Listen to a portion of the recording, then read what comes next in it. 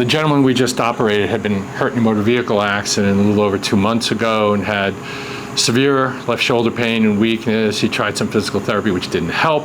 So at surgery, we found he did have the partial tear of the cuff, but his biceps tendon was terrible. It was basically shredded.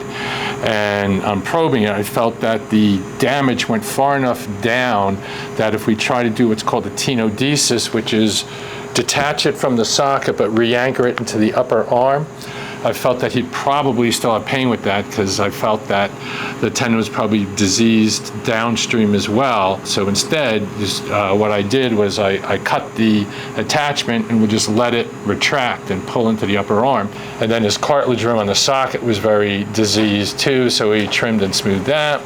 And then we moved outside the joint into what we call the subacromial area above the cuff tendon. We had a little fraying and we trimmed that.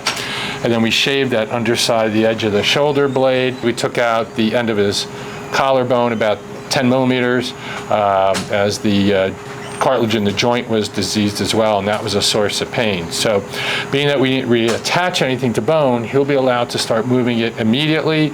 So when his nerve block wears off, either later today or tomorrow, he could take the sling off, use his other hand to help it, and start to move his arm. And we will start physical therapy as soon as I see him in the office next week.